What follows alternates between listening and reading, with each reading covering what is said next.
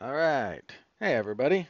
Welcome to the 411 Ground and Pound MMA podcast. We are your weekly look into the wide, wacky, wonderful world of mixed martial arts. My name is Robert Winfrey, and I'm your host, per usual. Thank you all very much for listening. I always appreciate it.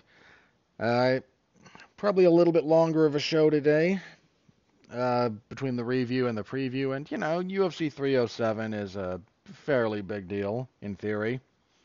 Uh, we'll, we'll talk a little bit about some of that when we get to the preview, but we'll just see. Um, but there's stuff there and some stuff around it that we need to talk about, and then of course the fights themselves. So anything you can do to interact with the product is always appreciated. Like, comment, subscribe, star rating, written review. Y'all know the drill.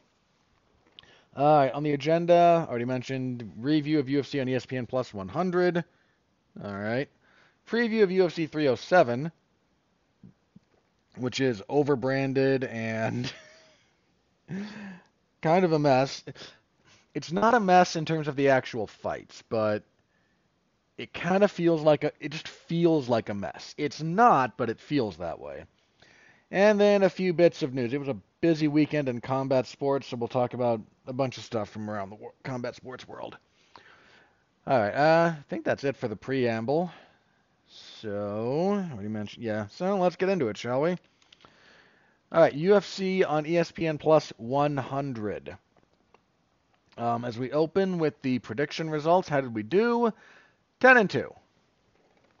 We lost a fight during the week. We lost two fights. One of them got fixed, but we lost Daniel Santos from the Matt Schnell fight. He got replaced with Cody Durden. More on that fight when we get to it.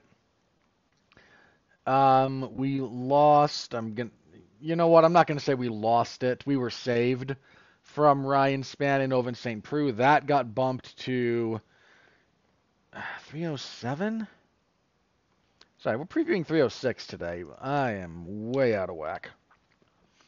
I had 307 on the brain because we've been talking about it. 306. Insert 306 for the previous discussion. My apologies. Um, anyway, Ovin St. Preux and Ryan Spann got moved to UFC 307. Nobody cares, but it did. So that fight didn't take place. Um, I think the only. Okay. This is going to sound a little bit weird, maybe, but the only ones I got wrong were the times I picked the Chinese fighters. Because I picked both Rongju and Yijia. Now, Yijia was an underdog. I believe Rongju was a favorite. Um, got those ones wrong. I think my underdog. I think the only underdog pick that I really made was Ashmu's over Peak. Because favorite. I'm double going through this kind of in my head. Garcia was a favorite. Durden was the favorite, despite being short notice. Ashmus was the underdog. Padilla was the underdog, but got the win. Bulgarian was like the biggest favorite in UFC history. Lima was a slight favorite. Santos was the favorite over Yijia. Amarim was the favorite. Petrosky was the favorite. Fletcher was the favorite. So I picked two underdogs and went 50-50 on my underdog picks. Don't know if that means you should be following my advice or not. My hunch is not. But that's where we are at the moment. So yeah, those are the only ones I got wrong. I stuck with Amarim over Demopoulos. Durden over Schnell was an iffy call because again, that was a late replacement. Durden took that on like fight week. That's why it took place at 135 instead of 125. Um, jeez. I still went with Durden. I did not expect him to win the way he did.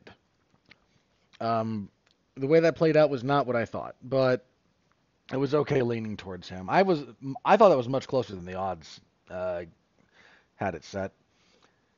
I think that was it for ones I was a little bit iffy on. I should have given more respect to Chris Padilla. Won't make that mistake again. Not saying I'm gonna pick him next time he fights, but I'm not gonna shortchange that guy's skills. Not at all. Um, did good work here all around. So yeah, 10-2. Happy with that. Year to date, that brings me to 256 and 106 with 4 no contests. Still no draws in the UFC this year.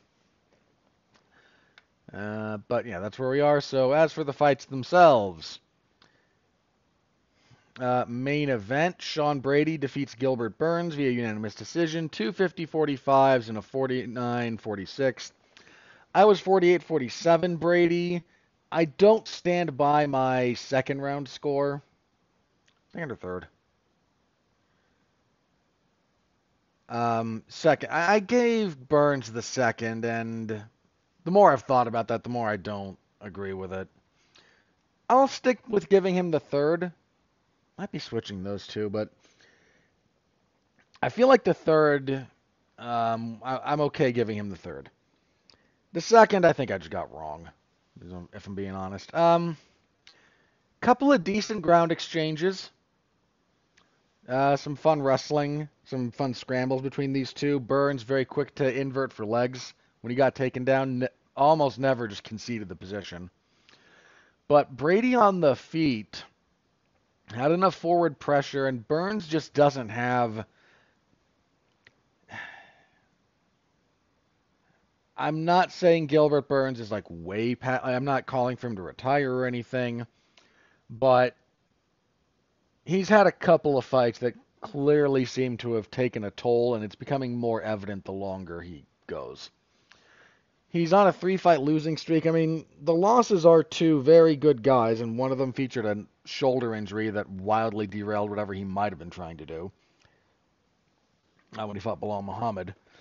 But he's just, I think partially the book is kind of out on him, and partially he's a little bit worn down. Not that he can't win, not that he can't win in somewhat important fights, but the time at like the top of the welterweight division, I think, is probably gone for him now.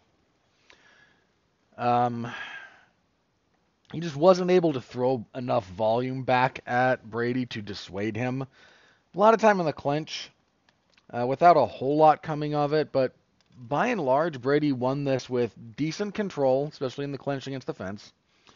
Pretty good volume striking. He got wobbled a couple of times by Burns, but recovered very well each time. Just a pretty solid all-around performance from Brady. Said he wants someone in the top 5 next, or if not, then Ian Gary. Reasonable. Both of those are reasonable requests for him. So curious to see which of them he gets, but this was a really solid kind of. Beating Gastelum the way he did was a nice way to rebound from the loss to Bilal Muhammad. This was much more of a. This was a much better barometer, right, of where he is right now, I think, than Gastelum was for a few different reasons. Style, how worn, like Gastelum not being terribly impressive for a while now. Being 5 rounds, having to deal with some stuff that Burns was able to do and put in his path. So, good win for Brady. It was not great, but I'm not objecting to the main event. Co-main event, this was your fight of the night, which, okay. If you were just looking for fight of the night, there were some slim pickings on this card, so I'm not objecting to Silva and Andrade getting it. Natalia Silva defeats Jessica Andrade for unanimous decision, 30-27 across the boards. Generally, really nice Matador stuff from Silva. Did a lot of circling, but a lot of like sticking and moving. Good long-range stuff. Just Andrade still hits hard, but that woman never learned how to cage cut effectively. Doesn't really throw kicks, especially at the times when they'd be most useful. The best time for her to be throwing kicks, she will throw them on occasion if everybody's kind of squared up. But they'd be most useful for her when someone's like circling away along the fence line, just kick the trailing leg really hard. And she just doesn't do that. She'd rather just like swing body hooks that don't really connect. She did land some good punches here. I don't mean to like dump on her entirely. That would be ridiculous. But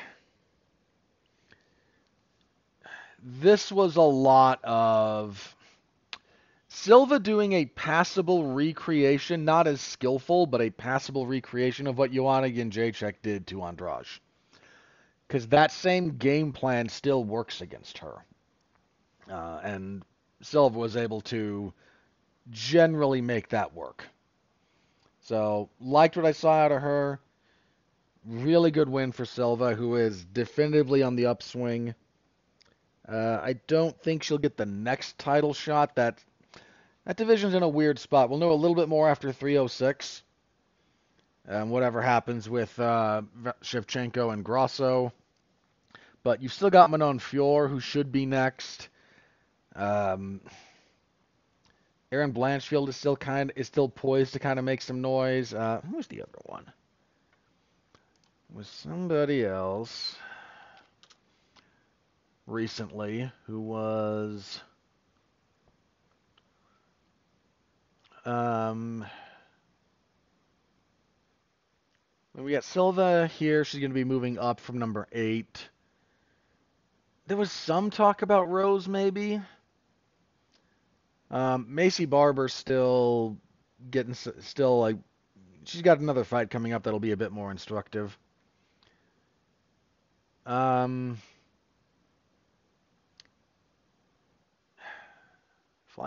flyweight it's okay, but it's not a great division. It's not bad. Like it could be a lot worse.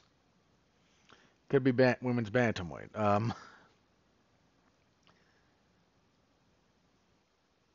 But point there, Silva almost certainly not going to get the next title shot, but she will be somewhere in that orbit very quickly. She'll be probably number 6 after this, so she's right up there. And this was a very good win for her. For Andrade, man, I feel so bad for her. Some news came out about Andrade, some of the stuff she's going through recently. See, there was a story that kind of made some news not that long ago about Andrade like having to sell off stuff so she could afford to train. I think someone tried to pressure her into doing an OnlyFans thing, if memory serves. And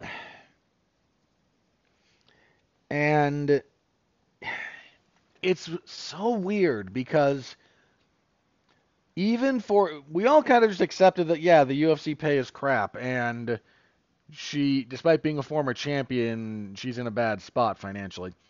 We should have been a little bit more critical of that. Like, I understand that the UFC's pay is not great, especially relative to what they make. And she was only champion, she didn't have a single successful title defense. And her title defense against Zhang was not on pay-per-view, if memory serves.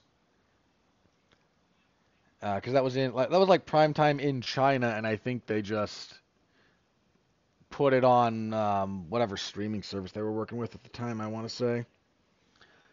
But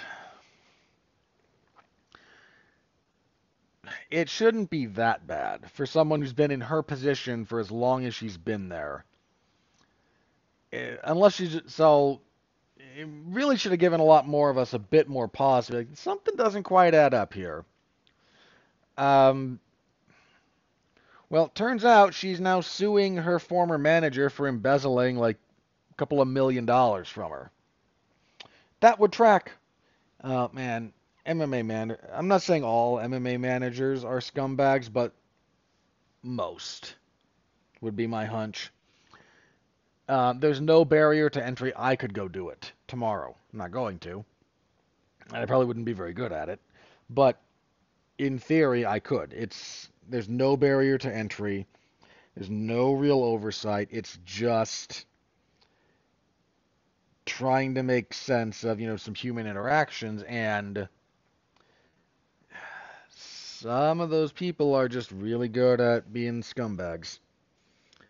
Um, you're better off with a lawyer than a manager, for being honest.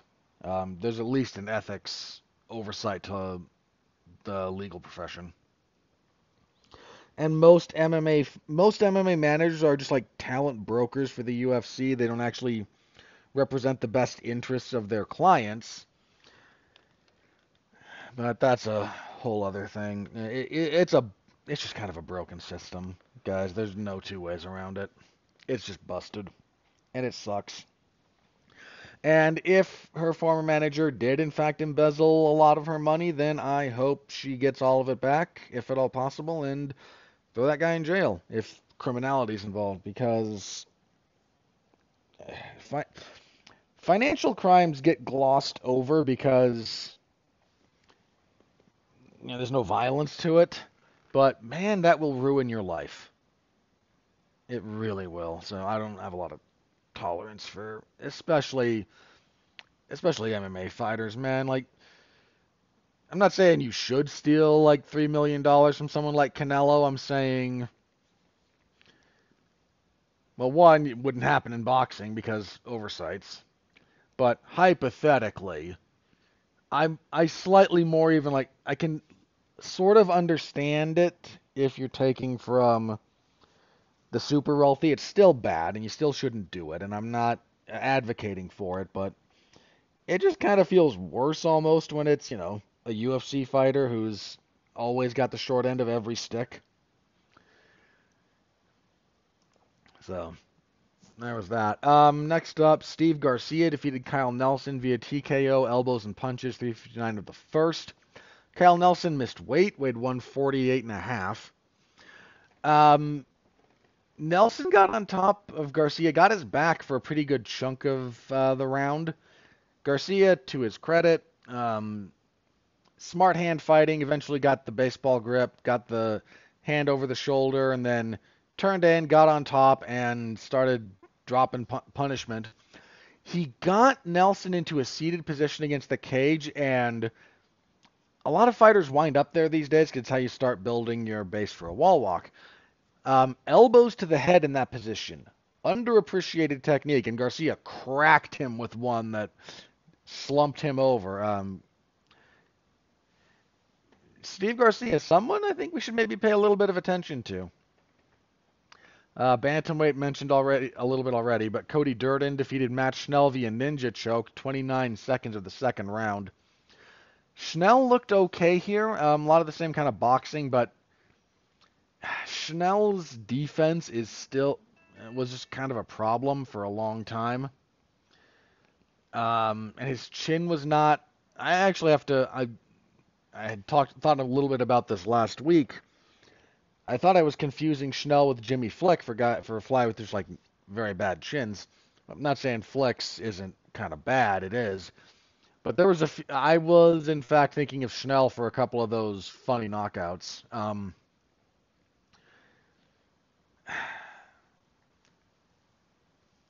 Yeah, that had a good enough first round. You could have gone either way. I think I leaned towards Durden. Not a lot of wrestling out of Durden, which is more what I expected from him. Because that's kind of his bread and butter, but on short notice, if you're not in condition for a lot of wrestling, avoiding it is, or at least being more judicious with it, is completely understandable. Second round, Schnell goes for a double leg, gets sprawled on, ninja choke. He tries to roll through it, almost gets caught in more of like a top Ezekiel. It's still a ninja choke from where I sit, so that's what it's listed as, and what I agreed with it being listed as. But just if you want a little bit of a thing about like how it got there, it wasn't a straight one. He tried to roll through, they rolled together, and then wound up a little bit more on top, but got the tap.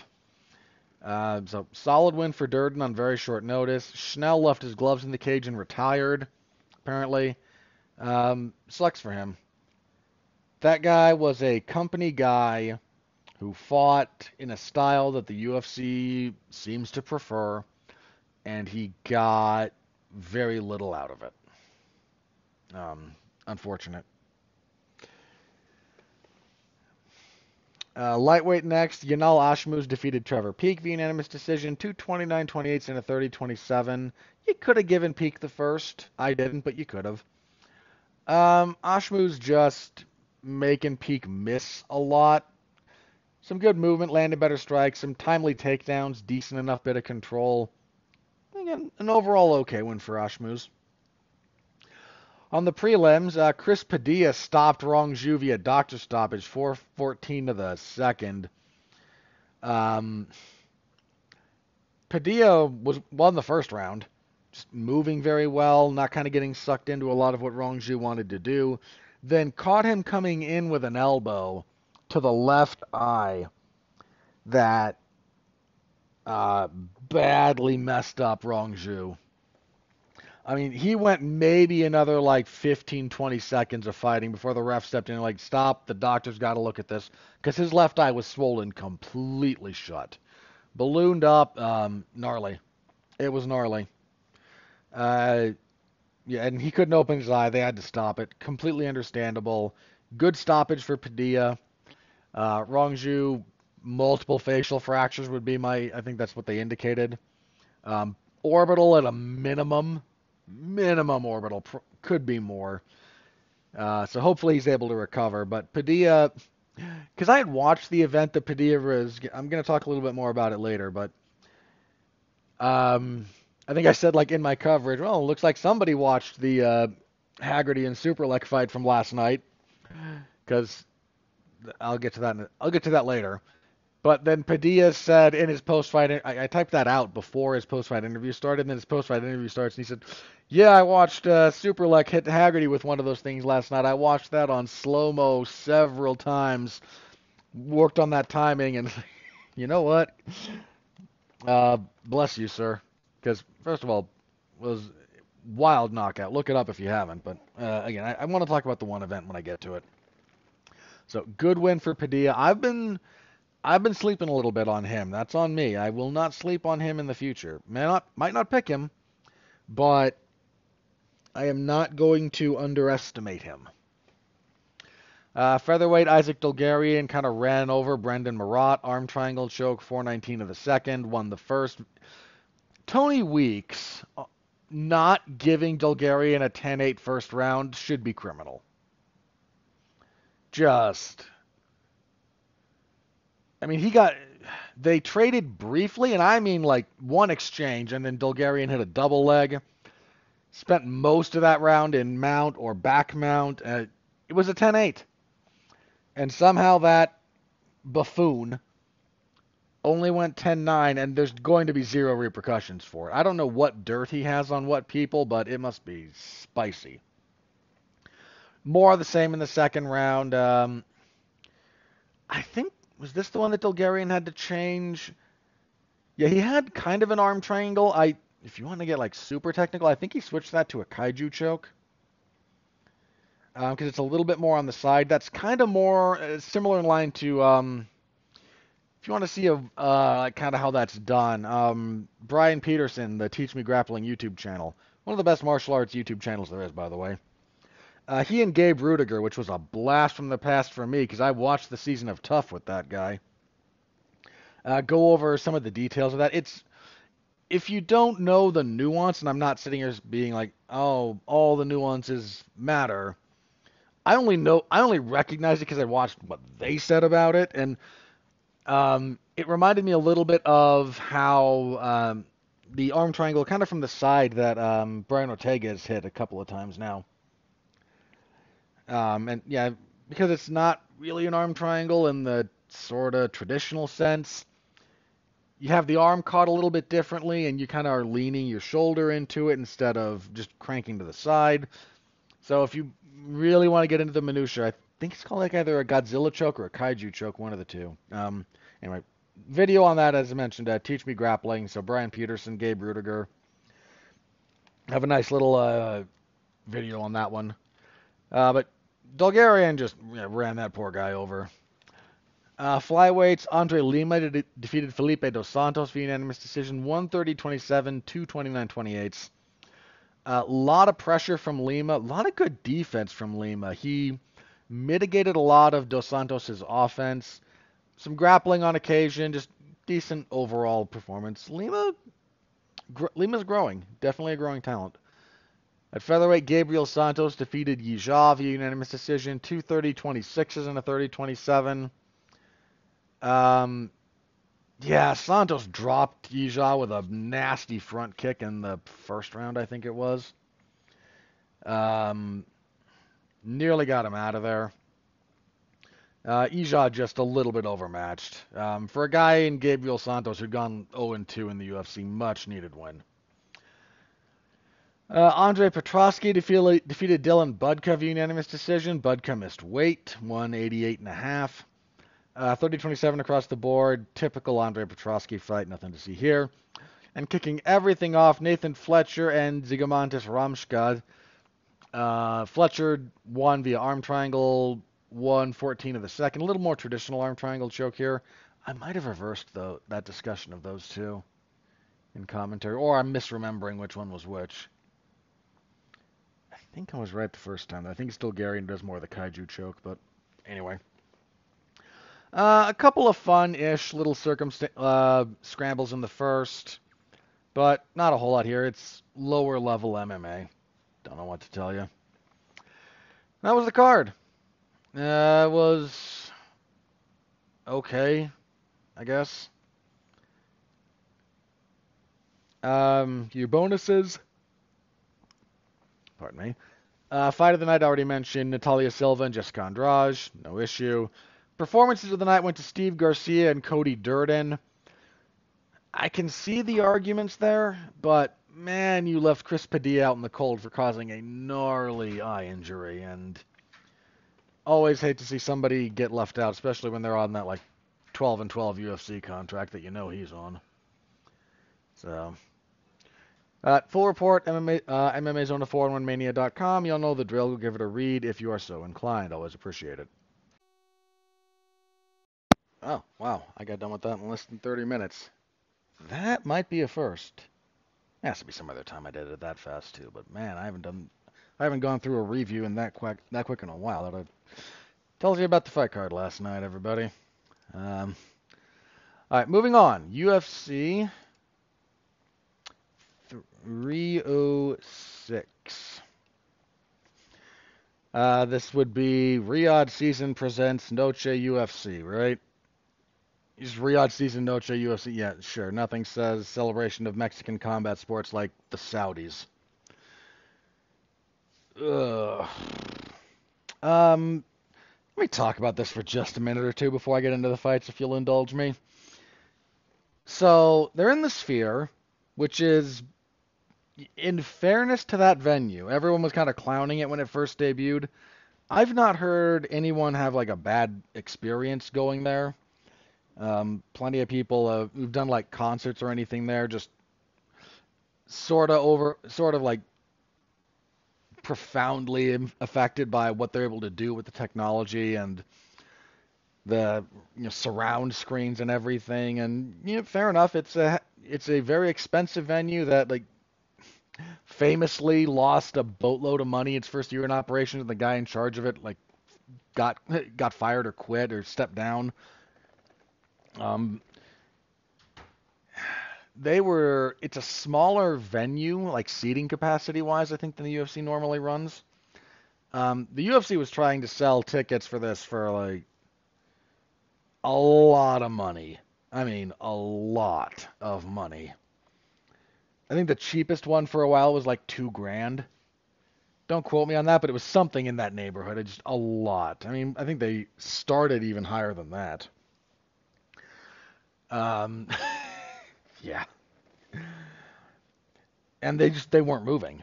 The tickets have been coming down ever since because the UFC they kind of desperately want to sell out the venue if nothing else. I mean, ticket prices in Vegas are always weird because a bunch of those are just like sold to the casinos, uh, which artificially inflates them because they hand them out to whales for them or other VIPs or whatnot, and it's a whole deal. Um, but so those have been but the Sphere ticket prices have been coming down for a while. And there's some people doing well, this is what happens when you try to gouge your fans the same day there's a Canelo fight also in Las Vegas. And guys, look, I respect the box office power of Canelo, I really do. Um, but those two things are unrelated. Those prices are coming down because the UFC is struggling to sell them. Because the branding around this has been very weird. When we get to the card in a minute, there's a lot of up and coming Mexican in particular talent on this card. And you got the only Mexican champion the UFC has right now is in the co-main event, and the adopted Mexican of Merab Dvalishvili is in the main event. I mean, how he got that is so funny. He got that in the build-up to the Henry Cejudo fight when Cejudo was like, "Yeah, you're never gonna see me really come into the ring with a flag or anything," and Merab said, "Okay, I will," and then just adopted the Mexican paraphernalia for that fight, and the people loved him. Um, which is just weird, but whatever. Combat sport MMA fans in particular are weird. Not always in good ways. In fact, frequently not in good ways. But so the branding's been weird. I'm not saying O'Malley isn't a draw. I don't know that he's the kind of draw you can sell. You can set your ticket price at $2,000 for. I don't know that he's that draw. And look, yeah, Canelo's running an event same day in, I think, the MGM. But they're not. The UFC's not lowering ticket prices because Canelo's having an event the same day. That's been on the schedule forever. It's just trying to get them sold. And they're not selling not because of Canelo, but for a variety of reasons. If Canelo got injured tomorrow and fell out of his fight with Edgar Berlanga that nobody wants anyway, he just likes Berlanga and wants to get him a payday. If that fight fell apart tomorrow, the ticket prices for the UFC would still drop probably a little bit more just to try and move them. Somewhat related to this, of course, is the pay-per-view price point. This got brought up a little bit because Turki Al-Sheikh, speaking of the Saudis, came out and said, "I'm doing a boxing pay-per-view and I'm trying to break the model. I want to price pay-per-views at $20." And a lot of people went, "Yay, this is a good thing," which for a lot of us it is. And some people started this is how you effectively combat piracy, and that's only kind of true. Somebody brought this up to Dana White at some point, and Dana said, "No, the way you combat piracy is by prosecuting people." And Dana White versus the internet in this respect has been going on for 15 years at this point, with some of the weirdest results. Because it never goes in. He'll make a big stink about it at one point, come out and say, "Yeah, we got somebody," then not mention it again. Nothing actually changes, and then, 2 years or so go by, and then it comes up again, and it's if you've been around long enough, it's a funny ongoing gag, but you have to be around long enough for it to have become a running gag. Look, a lower price point than $80 would probably help. The problem is there's a number of reasons for pay-per-views being so stupidly expensive. Part of them is just profit margin. Look, selling them at $80 a pop, they don't need to sell as many to make money. If you wanted to sell, look, take an average. Let's just take a $300,000 buy rate for whatever you wanted. Any given pay-per-view, 300,000 buys. At $80 a pop, that's a lot of money. If you wanted to make that same amount of money at $20 a pop, you have to sell, what is it? 4-ish times as much. It's getting from 20 to 80, right? And the question then becomes, if we cut the price down to $20, are we going to get enough more buys to compensate for the lower price point? And that is something of an open question. To say nothing of some of the other reasons for piracy that have nothing to, or not nothing, have very little to do with the particulars of the price point. Look, I get reimbursed for pay-per-views because it's part of my job. 4-1's happy to reimburse me the price of those. But there's been a couple of times when I've had to look because of how if I just got paid to talk about this stuff, the day after, like if this was what I got paid for, I would maybe have different considerations. Because what I do is the live reporting, I have to be able to see what's going on. And there have been times when ESPN Plus player in particular, but not exclusively that one, has been a problem. How are some of these streaming websites, and for the record, I have no, you got my money. If I choose to watch it on a different platform that is more stable for some reason, I don't feel bad about that. I do kind of have to have I have backups. Like if the pay-per-view doesn't work, if the website doesn't function properly, if the player has issues or whatever. This on occasion goes for wrestling stuff as well. Most of that's fairly stable, but AEW is fairly stable, and WWE's been rock solid for a while. But on occasion, you need a backup, and if I'm paying for it already anyway, I don't feel bad about that one. I'm not paying for your crappy service. I'm paying for the fights, or the event in general. And part of the other thing that drives some people towards the piracy, it's not just the price. That's a component. It's the service.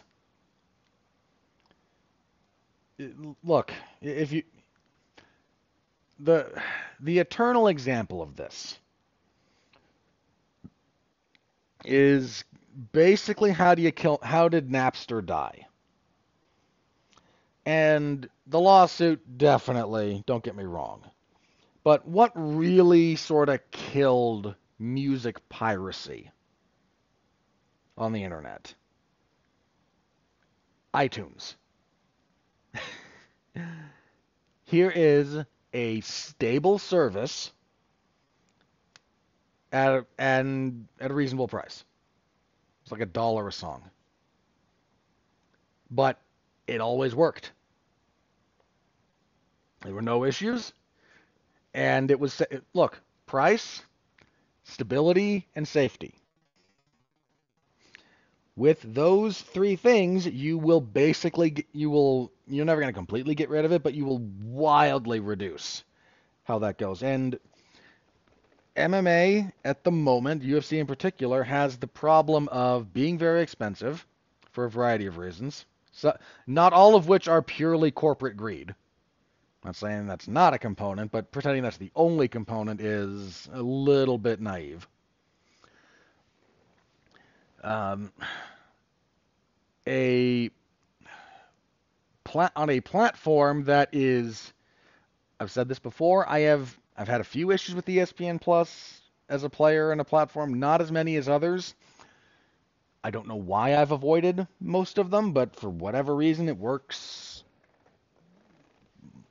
with minimal hiccups on my computer. Other people have had consistent, constant problems. It is that's just like the player function. The site, it's like the actual service it provides, the search functionality is awful. Straight up awful. It doesn't list individual fights. It will just give you the event, and you have to kind of scroll through it if you do search over there. There's a reason I still pay for Fight Pass, because their fights wind up over there, and that's stable and easily searchable and a whole host of other things. But sorry, that's a tangent that we didn't necessarily need to get too deep into.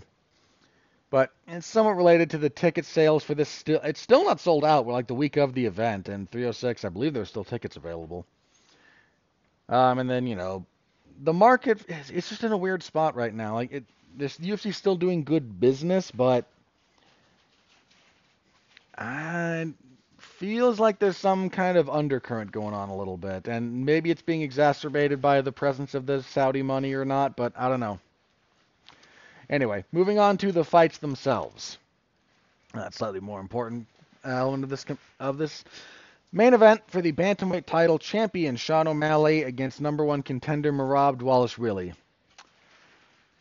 I have gone back and forth on this one, people. Believe you me. I might still go back and forth on this one. I'm giving myself an asterisk here. I feel like this is one of those fights that's going to be pretty definitive one way or the other. Sean O'Malley, longer, taller, good timing, solid power.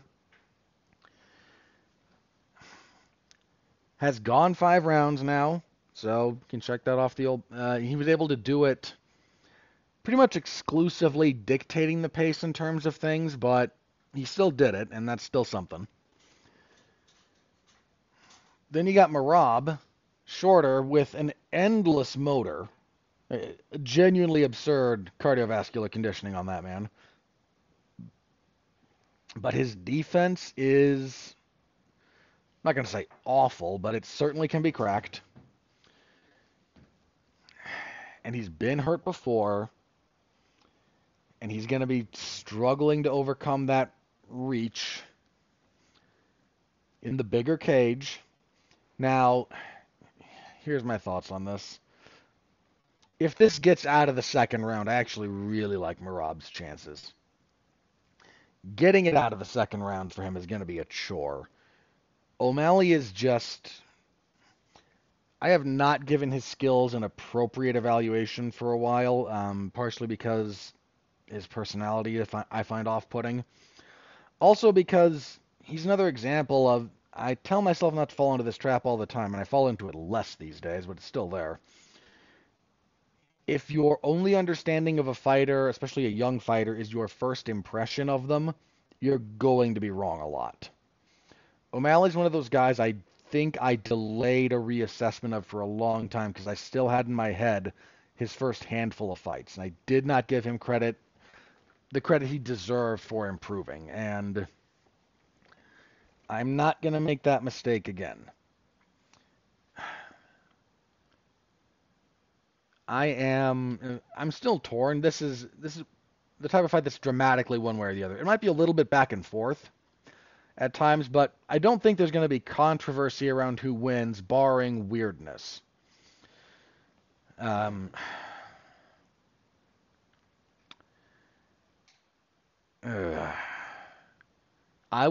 I might be pick. Did I really pick against? I think I did pick Vera to beat O'Malley. That was stupid. That one I felt like an idiot over, assuming I'm remembering my pick correctly. I know I picked Aljo to beat him, and that one. Dvalishvili's wrestling is so different from Sterling's, though. Sterling tries to create one scramble, then gets a control position and kind of methodically moves through there, whereas Merab is just a avalanche.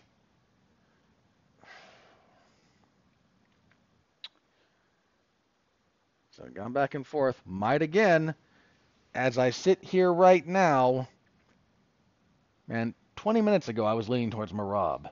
I'm talking myself out of it the more I think about this. The footwork's... Okay. The footwork, I think, is another thing. Merab's pressure is legit, but he's not the best at cage cutting, and I think O'Malley's going to wind up turning him a fair bit. Could be very wrong. Let me go with O'Malley. That's where I'm sitting at the moment. I might change my mind again. Do not take that one to the bank. In fact, if you're gambling, don't bet on this fight. It's going to go dramatically one way or the other is my hunch, but yeah, I don't have a good read on this one. Your co-main event for the women's flyweight title, champion Alexa Grasso and Valentina Shevchenko for the third time. Grasso famously upset Shevchenko to win the belt. They had a rematch that went to a split draw because one of the worst single-round scorecards I've ever seen threw that into a draw, and I yelled about that when it happened. This is winnable for Shevchenko. It really... Hang on, I'm sorry. I didn't tell you guys the odds on that main event, did I? O'Malley's a slight favorite most places. A few places it's closer to a pick'em, but that's about where I am. Kind of the same story in the co-main event, which is also kind of where I am. Look, my respect for Shevchenko's abilities is fairly well noted at this point.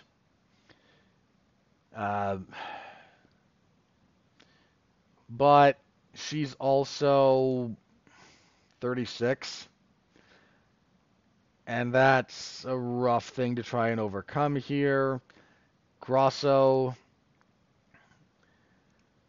still seems to be on the up and up. This is, as I said, this is very winnable for Shevchenko, and I think I picked her the last two times I know I did the first time.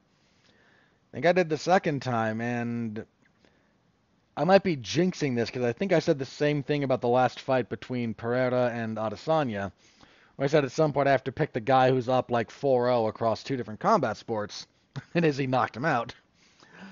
But it really is one of those things where you can't keep putting your head in the sand over this. Grasso seems to have a good read on Shevchenko's game. She's ready for a lot of what Shevchenko does habitually. Shevchenko rebounded quite well, and I thought won their rematch, to be candid. But, weird scoring.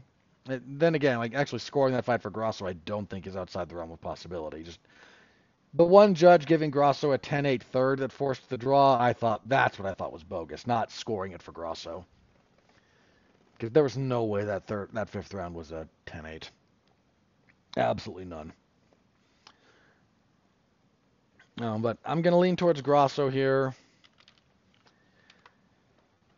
Yeah, honestly, if Shevchenko wanted to do something, still wants to compete, she probably should have bailed on this fight, moved up to bantamweight, because she could beat Raquel Pennington. She's already beaten Juliana Pena, but Kayla Harrison's about to lay claim to that particular title, and then I don't know how long she'll hold it, because I don't know how many times she can make 135. That woman's discipline to that weight cut is ridiculous. Never in my life. Dude, her judo medals are at like 170. She's fighting at 135. That's a rough cut.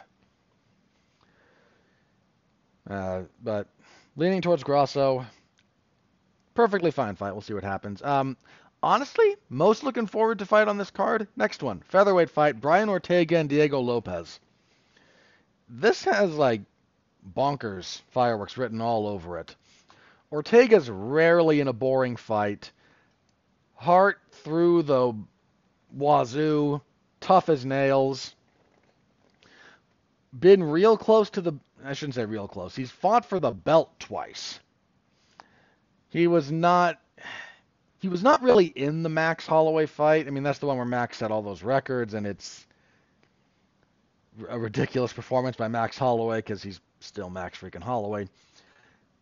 Largely got beat up by Volkanovski, short of those two Hail Mary. Bear in mind, they were real close submissions in the fourth round of that fight with that guillotine that I still don't know how Volkanovski got out of. The triangle choke, I know how he got out of. That was just good work from him. That mounted guillotine from Ortega, though. 99.999% of humanity is tapping out, but Volkanovski just nope. Then he had the shoulder injury against Yair was a weird one. I mean, he rebounded by choking Yair out with that arm triangle choke in the third round. But he's been a bit up and down. He's had, spent time off due to injuries and recovery, and still very good and still always appointment viewing. But then you got Diego Lopez, who is just only 29 years old, despite being Brazilian. Lives and trains in Mexico. He's the jiu-jitsu coach for the Lobos gym, which is where Grasso trains out of, and Erdini Aldana and a few other Mexican fighters. So he is very much kind of been adopted by the Mexican fight culture. He's been a big part of their success in MMA. And Lopez is that dude gave Movsar Evloev fits on short notice in his UFC debut. 4-0 since then. Um, had that weird fight with Dan Ige on like literal hours notice, but still got the job done because that was a whole weird situation. Um, Two guys very, very skilled in jiu-jitsu. Lopez more decorated in jiu-jitsu. His jiu-jitsu is very good for MMA too. So Ortega's a bit more opportunistic. There's actually one of the things about Ortega's jiu-jitsu that I think could benefit him here because he doesn't do a lot of the like position work for. It's one of his great skills in the submission area is I've talked about this before, but he just blitzes through the progression to a submission hold faster than almost anyone. And it bypasses almost all of your defensive programming.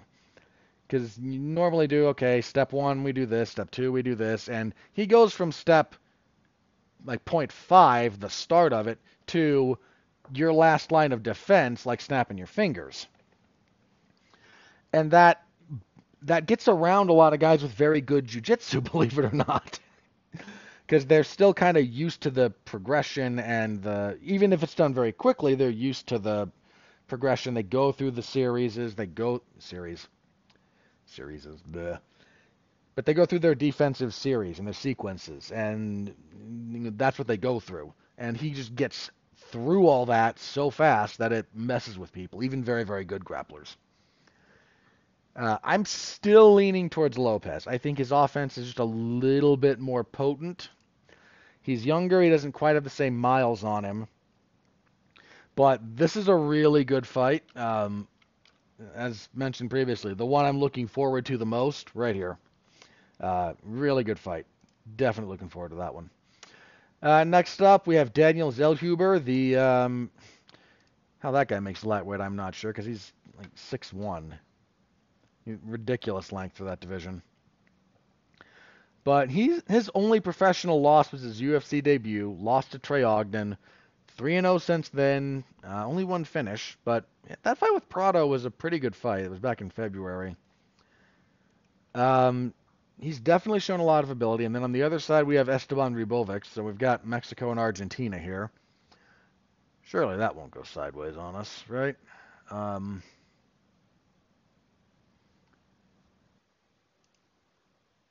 Hang on. Some of these. Okay. Yeah, okay, I see what's up here. The other bout order has just okay. There we go. Ribovic's 13-1. What, like 3-1 in the UFC? 2-1 in the UFC. Lost to Loic Radzhabov. Beat Kamuela Kirk and Terrence McKinney. That's a nice win over McKinney. This is pretty clear. Zellhuber is being given the opportunity here to look really good. But a few of these other ones, they're giving the Mexican fighters slightly more winnable fights. Not this is not winnable for Zellhuber, but some of these other ones are just lopsided's a bit much. But just have a quick look down the odds here. Yeah, like Yasmin Jauregui is a pretty big favorite. So is Raul Rosas Jr. We'll get to that when we get to it. But some of these others are fairly close. Odds on this one are with Zellhuber a little bit more than I would be comfortable with. I wouldn't want to pay out about. I would not want to be stuck at about 2-1 against Ribovic. I think he's better than that. I still think this goes to Zellhuber. Let me check something real fast because the height difference is fairly legit here. Zellhuber, yeah, he's 3 inches shorter. Or sorry, Ribovic is 3 inches shorter. 69 inches of reach versus 77. Oof. Yeah, the big 8. Big 8 inches of reach disadvantage. That's a big deal. Yeah. No problem going Zellhuber, but 2-1 on Ribovics, that's playing with fire a little bit there if you're setting those odds. Just phrasing it like that. Let's see. Then, kicking off the main card, we have Ronaldo Rodriguez, and he's Mexican, so it is Ronaldo Rodriguez rather than the Brazilian Portuguese pronunciation. He fights Ode Osborne. They're down at flyweight here.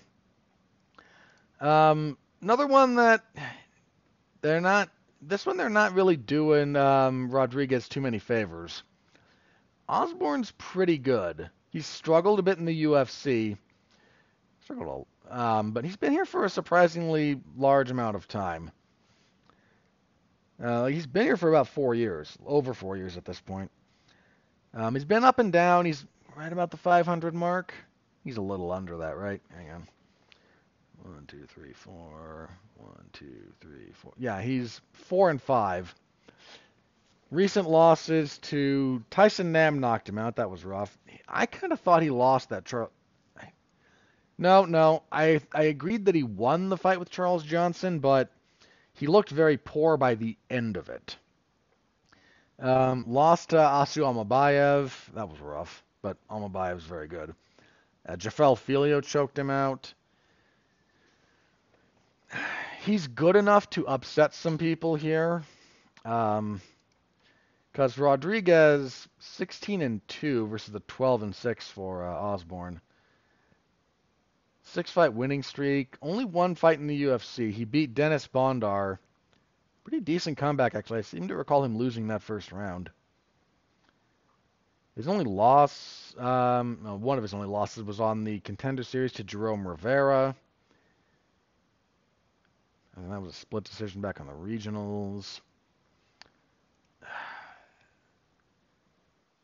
This might be a little bit too much reading the tea leaves here, and Osborne might be more than willing to come out and make everyone looks foolish. But I'll go with Rodriguez. Close one. That's your main card. Main event of the prelims, Irene Aldana and Norma Dumont. Aldana coming off of that wild fight with Carol Hossa that she probably should have lost. Well, shouldn't phrase it like that. The scoring was correct. Hossa made some very odd tactical decisions after the first round that led to that fight getting away from her. Aldana failed to win the bantamweight title before that and really didn't have a whole lot to offer Nunes. But her only losses she had a few early losses in the UFC. Leslie Smith and then the split decision with Caitlin Chookagian. Since then, it was a split with Raquel Pennington. Holly Holm beat her, and then Amanda Nunes. So she's not losing to scrubs. Dumont trying her hand at bantamweight recently. Had a good overall run in the UFC. She's missed the bantamweight limit a couple of times, though. She seems to have it dialed in now, but 4-fight winning streak, wins over Danielle Wolf, Carol Hossa, Chelsea Chandler, and then returned to bantamweight. She beat Jermaine Durand to me. Feels like I'm not trying to sleep on Dumont. I actually think she's a bit better than people realize. But this is the kind of fight that Aldana probably drops the first round and then finds what works for rounds 2 and 3. So I'll go with Aldana there. Lightweight next, Manuel Torres and Ignacio Bahamondes. So Chile and Mexico. Bahamondes being from Chile. Bahamondes had his only losses in the UFC is split decision with John McDessie. It was a close fight. And then Ludovic Klein. No shame there. Klein's actually really been on good work lately. Most recently, he knocked out Christos Giagos with a head kick. That was actually pretty nice. He wheel kicked Roosevelt Roberts back in 21. Choked out Rong Zhu. Bahamondes is good. He's actually pretty good. Torres. look at Manuel Torres here. He's 15-2. 6-fight winning streak, 3-0 in the UFC. Wins over Frank Camacho, Nicholas Mata, and Chris Duncan.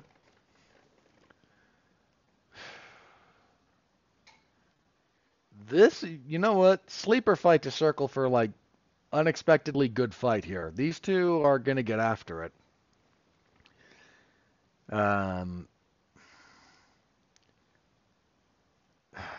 This is super close. Bahamondes has been more memorable. Let me have a quick look at some physical stats here. Manuel Torres is 5'10", 73 inches of reach. Bahamondes. Oh, he's the crazy one. He's 6'3". Fighting a lightweight, good grief. 75.5 inches of reach, so about equal height and reach differential there. This is super close. Oh, sorry, I misspoke about Bahamondes' record. He's 15-5.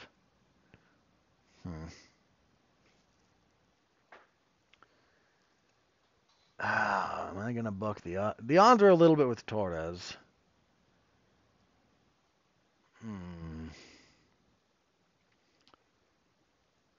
I actually think I like Bahamondes a little bit more here.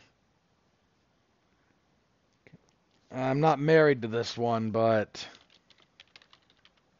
I'll go with Bahamondes. I can't just pick favorites all the way down the card.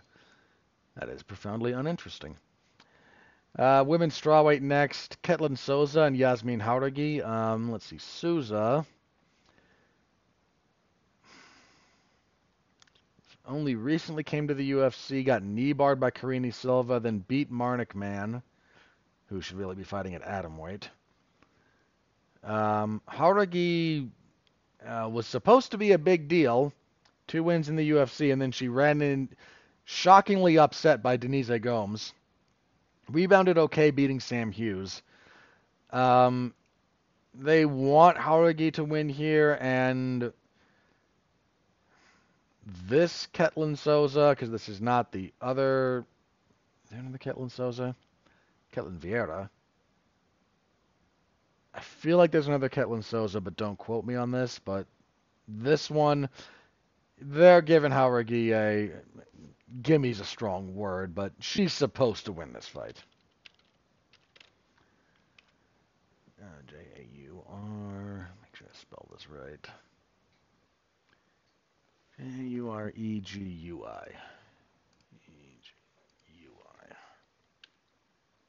Okay.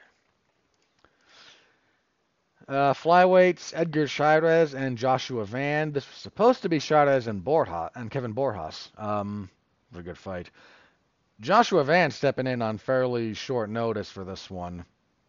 It's a good fight. It actually got better. Chairez is kind of slept on as far as how good he is. Do we have updated odds for this one? Just in the interest of... Yeah, new odds favor Van, which I completely understand. Chairez is 11-5. Got a no contest in there for good measure. Coming off a win over Daniel Lacerda, he missed weight for that, though, if memory serves. Because he had the fight with Daniel Lacerda that was like the weird stoppage and a standing guillotine. Well, it wasn't a standing guillotine, it was standing seated arm triangle, but it wasn't seated, and it's a whole other thing. And it was an understandable call by the ref. Because Chairez lost his debut to Tatsuro Taira. I think he dropped Taira, though, or he wobbled him with a punch. Then the no contest with Lacerda, rematch. He got the triangle choke, got him out of there. So Chairez is good. But I would have picked him without too much hesitation to beat Kevin Borjas. Not to demean Borjas. Van is an altogether different prospect. 10-2, 3-1 in the UFC, coming off a loss to Charles Johnson. It was a big win for Johnson. Van had a really rough stretch of luck for most of 20. Good grief. He's going on my list. Um, I need to update.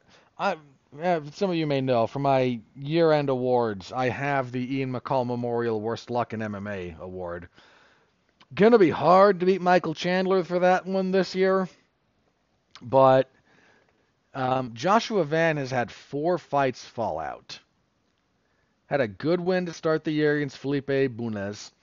Then a fight with Luis Rocha fell out. A fight with Sumudarji fell out. A fight with Tatsuro Taira fell out.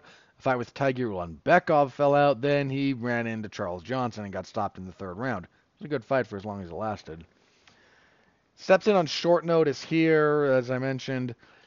I'm okay leaning towards Van here, but Shidrez is actually pretty good. This is just a... If this fight were taking place like with Shirez having like 2 more fights in the UFC maybe to develop some of his skills and get more experience, might feel a little bit differently. As it stands, I'm okay leaning towards Van, but that's a scrappy little fight. And then in our kicking everything off, we have our mandatory sacrifice to the Aztec gods, I guess. Raul Rosas Jr. and Orichi Long. Orichi Long is out here to die. They made this fight this way for a very specific reason. I have no reason to pick against Raul Rosas Jr. here. I may not be much of a fan of his and have a lot of issues with some of his skills and everything, but this is a fight he should win by all appreciable metrics. So that's where we are. It's a shorter card. 3, 4, 5, 6, 7, 8, 9. Yeah, only 10 fights. Apparently, some media members have seen like the rough mock-ups and walkthroughs of the production stuff the UFC is going to run for the Sphere. I'm curious to see what this looks like because you can do some stuff there, but I imagine there's a handful of production headaches that they're having to deal with too. So remains to be seen. But that's where we are Saturday. MMA Zone of 411mania.com. Y'all know where to find me. I will be there covering the event start to finish. Per usual. All right. I said I had some stuff from around the world of combat sports to talk about. Let's get into that now, shall we? I didn't talk about last week. I did not really talk. Was that earlier this week? If it was earlier this week, it was much earlier this week, but it might have been. But Naoya Inoue got a nice win. Punched TJ Doheny so hard in the body that his back went out, and closing in on 40, believe me, I felt that. But Inoue is awesome, so there was that. What else? Let's get to the big. Let me talk about the most important thing. The one that's on my mind most, at a bare minimum. Demetrius Johnson announced his retirement from MMA. He'd kind of said it earlier that he thought he was done. He confirmed it. The one was in Denver last night before last. Yeah, it was Friday. One was in Denver. I'll talk about the rest of that event in a minute because there was some good stuff there. But they brought DJ out. He retired. They made him the inaugural inductee into the One Hall of Fame, which means almost nothing, but they gave him a nice trophy, and he refused to drop the belt. He joked, they're like, yeah, they wanted me, because he came out with the oversized title belt, because One has those enormous belts. And so, they wanted me to leave the belt here, but nah, I walked in a champion, I'm leaving as a champion, and who's going to argue with him at this point?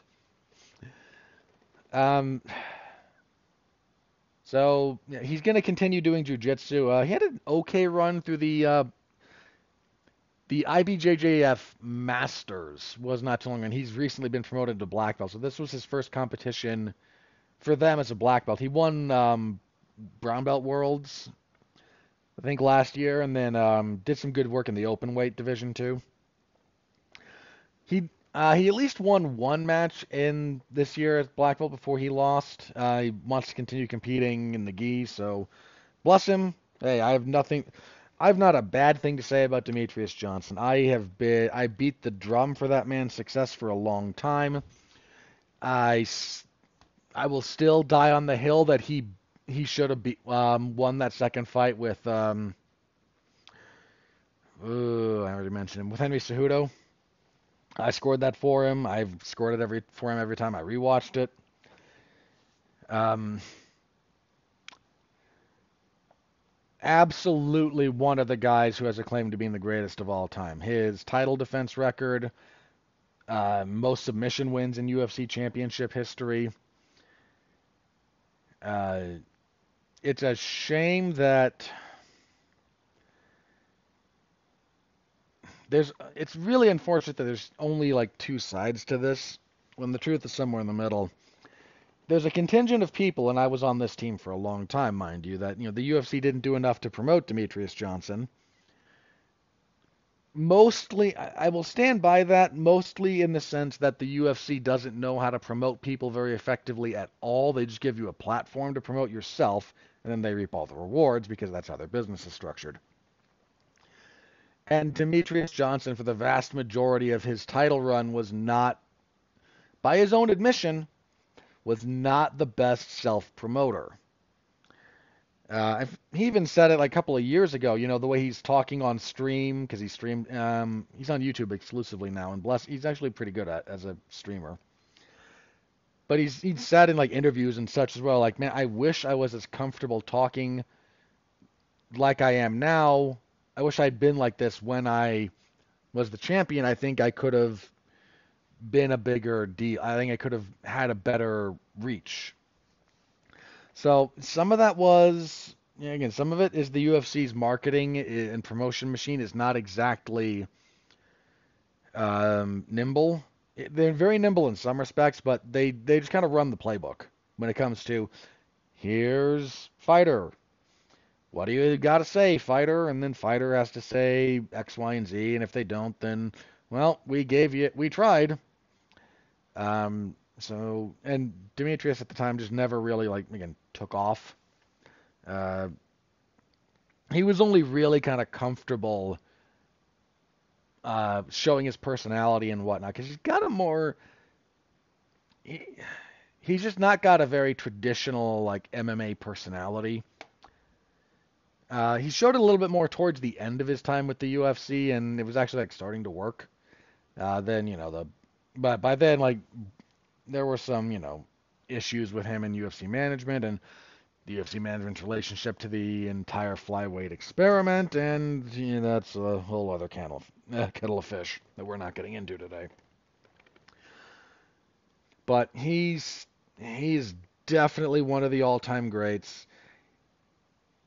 He's got like 3 or 4 different finishes that on anyone else would be like the highlight of your career. Like his finish of Adriano Martins in their second fight. Beautiful counter right hand, sends him stumbling back, hits him with a flying knee to knock him out. For a lot of guys, that's the best thing you'll ever do in your career. And then for Demetrius Johnson, it's certainly great, but this guy also knocked out Joseph Benavidez and almost like looked like he killed him. A brutal knockout in their second fight. He German suplexed Ray Borg and then caught him in the air on the way down with an armbar. Like that, nobody does that. Nobody's replicated that one. Dude was just ahead of the game. I wish him nothing but the best moving forward. One of the greats, a guy that you never had an issue making weight, never had an issue with any kind of drug testing, never had a personal controversy, never in trouble, just a class act all the way through. So happy trails to Demetrius Johnson. Thank you, sir. I enjoyed the heck out of every one of your fights. Even the ones that I think I was one of the only guys beating the drum for him having beaten Miguel Torres, because that was a heck of a fight. And not that I disagreed with the people who scored it for Torres, but I think I might have been one of the few that actually did score that for Johnson, which I haven't rewatched that fight in a while, so maybe that was just speaking to my ignorance at the time. But it has been a thrill at times and a privilege to have covered that man's career. So thank you, sir. Deeply appreciate it. The rest of that card, because he announced that on the rest of that card is actually pretty good. One, they're probably not much longer for the world. There's lawsuits starting to come out, and that's a whole thing. They've been surviving based on like getting more venture capital from people who don't know any better. Um, it's sad because of all the like different combat sports promotions to the UFC, one has the best product in no small part because it is the only one that's different than the UFC. All the UFC does is MMA, and they do it with their machinery. And the people trying to do what the UFC does, I'm looking squarely at you, PFL and Bellator, are just falling further and further behind because you can't do it as well as they do, or at least not as reliably as they do. One actually does a bunch of other stuff. They do kickboxing. They do, dude, 4 ounce Muay Thai is awesome. I'm so glad they brought that around. But they'll actually do different kinds of combat sports on their cards, and they've got the only thing that's actually different than what the UFC's doing in any kind of meaningful way. But they've, had, I mean, Chingiz Alazov just walked away from them like last week. Rainier de Ritter, uh, former like 2-weight world champion for them on the MMA side, like walked away. I think he's with Octagon now.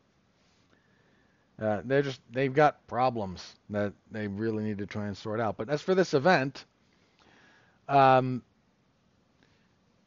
at a bare minimum, let me give you a few things to look up. So main event only goes 49 seconds when Superlek just blasts Jonathan Haggerty with a counter elbow. Haggerty just crashes distance and runs into it. A beautiful. Look that up, please.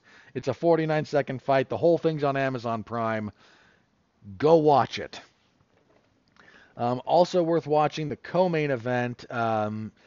Sexton defeating Liam Harrison. Liam Harrison's always worth watching. That guy's a wild man. It looks like he retired after this, which understandable. Dude's been through it. But it's given us some just this one too being a wonderful fight. They got after it. Yeah, that was a really good one. Oh, John Lineker in 4 ounce Muay Thai. John Lineker still got them hands of stone. It's still a little tank. Look up his fight. That was actually pretty fun. Was there anything else on here? I mean, everyone got a bonus who got a finish except for Shamil Erdogan, who beat Ong Lashong. Also, there was supposed to be on this. We were supposed to get a grappling bout here between Cade Ruotolo and Mikey Musumeci. Ruotolo pulled out due to an injury. Ruotolo, who didn't he win his weight for the Craig Jones Invitational, so he got that $1 million check, and good for him. The CJI, by the way, it's not been broken up, but it's on the B teams. You have to search their live streams. But the B Team YouTube channel has the 2 days of the CJI and some really exceptional grappling stuff there. Putting that in the karate combat pit, like the sloped walls of the pit in jiu-jitsu, chef's kiss. It's so much better for that than it is for like karate combat stuff or MMA or whatnot. In grappling, in jiu-jitsu, it stops you from having to reset. It stops ring outs. It's actually really good. But that was supposed to happen. Then Ruotolo pulled out some kind of an injury. So on really short notice, like the week of the event, they swapped Musumeci down to fighting Bebeto Oliveira at flyweight, which for them would be 135. That poor guy had to cut 20 plus pounds, might have been 30, in less than a week. Musumeci missed weight by 6 pounds, which I'm not even going to be mad at the guy under those circumstances. Musumeci wound up declining to take the fight after missing weight, was stripped of the belt, and then turned out he suffered an had like a lung tear, which can happen when you cut weight, if for a variety of reasons, mostly related to dehydration because you're cutting weight. Wound up in the hospital. Kind of a clown fiesta, for being honest, that whole situation. But minimum, Superlek and Haggerty doesn't go long, is very good. Sexton and Harrison, worth your time. Only it's like less than 5 minutes of fight time because 3-minute rounds. And Lineker and Asa Tenpao, that's a fun little fight. Not the greatest technical display, but a fun enough fight. Yeah, again, that's on Prime Video, so if you have Amazon Prime, go stream it, go find it. It's Prime search functionality, not the greatest, but you should be able to locate it. So there was that. Bellator had an event. I think the only thing worth talking about, I mean, the fact that there even is still a Bellator, which, yeah, that's a whole thing that we may or may not get into at some point later on in the future. Couple of things I think may be worth noting from here. Let's see. Mostly the main event, because Usman Nurmagomedov defeating Alexander Shabli. Usman Nurmagomedov has a claim to being one of the best lightweights in the world. This was not a great fight, but Nurmagomedov is very good, and so this was kind of worth watching. A little bit disappointed in Chablis just not having a lot to offer. And Lorenz Larkin knocked out a dude, and that's always a good time. That's kind of it for stuff you really sort of need to look up from this. Yeah. Because Bellator is still chugging along for as long as they are still contractually obligated to exist, I guess. Otherwise, there's no reason for them to still exist. Yeah, that's it for the Combat Sports Week. Okay, last note I have written down here, just because this amuses me to no end. Apparently, Conor McGregor indicated he wants to be the president of Ireland. I don't know how seriously to take some of these claims. My understanding, and I don't know any Irish people, I don't have friends over in Ireland or anything, but my understanding is that the Irish are not fond of Conor McGregor at this point, so I don't like his chances to win a popular election. But man, Conor winning that would be just the funniest thing ever. Um, I'm not deeply familiar with the, Irish government structure, but I imagine there's some kind of impeachment proceedings or process by which you can remove someone from office that he would probably run afoul of. But Conor choosing to run for public office to be the president of the country instead of fighting Michael Chandler it tickles me for some reason. So if that develops at all, I'll try to keep an eye on it. If for nothing else, then for the car crash that it's certain to turn into. But yeah, there's that. President McGregor. Oh, is this platform going to be hookers and blow for everyone? Sorry, I should not find that funny, but it amuses me. Alrighty, that's all I've got written down. Let me check the old social media machines and see if anything crazy is broken. If not, we'll do plugs and get out of here. Okay, nope, nothing new there. At least nothing MMA related. There's always something happening in the world because, the world. So plugs. What do we got this week? Monday over on Dan U Hollywood, we will be reviewing Beetlejuice. God help me.